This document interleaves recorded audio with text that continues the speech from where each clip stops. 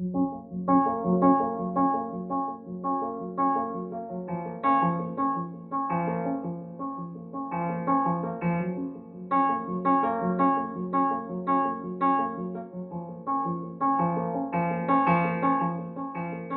m'appelle Castel Audrey, j'ai 36 ans. Je suis une maman d'une petite fille de 2 ans. Je suis tombée enceinte naturellement après 5 ans de traitement pour avoir un enfant. Tombée enceinte de vraies jumelles. Donc le miracle, le bonheur. J'étais très vite suivie par des médecins parce qu'on avait peur que j'aie le syndrome du transfuseur transfusé. Malheureusement, je l'ai eu. Après l'opération, j'en ai une qui est décédée.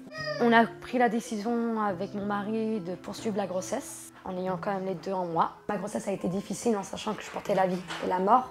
La petite demoiselle Rebecca a décidé de se pointer à 7 mois de grossesse. Elle est née avec un souci de plaquettes, elle a eu à 10 jours de vie une entérocolite, dont ça a été dur aussi.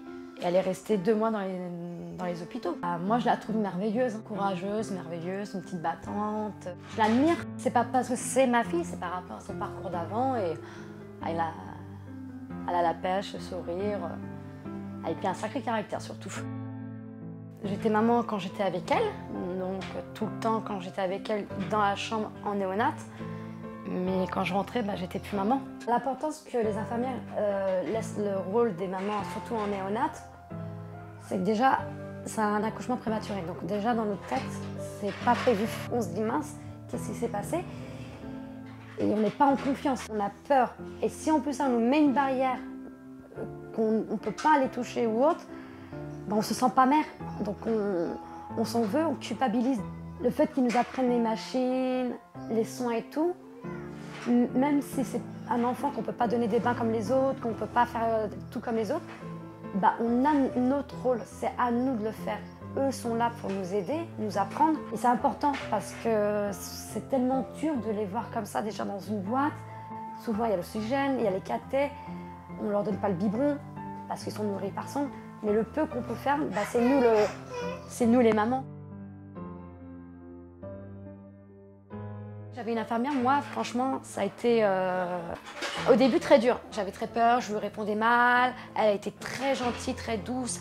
Elle comprenait notre douleur. C'est elle qui m'a fait participer au bain, aux gestes. Ça a été la révélation. Le rapport qu'on a que j'ai avec Rebecca, il est très fort. On est très fusionnels. Je suis toujours en train de la regarder. Elle est toujours en train de me réclamer. On a des moments difficiles parce que c'est un enfant aussi qui est nourri par sonde.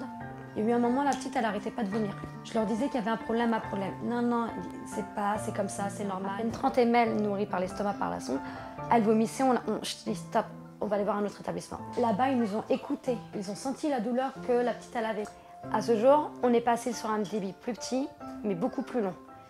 Et elle a fait un grand bond. Elle remange par la bouche. Le conseil que je pourrais, moi, donner, d'écouter les parents.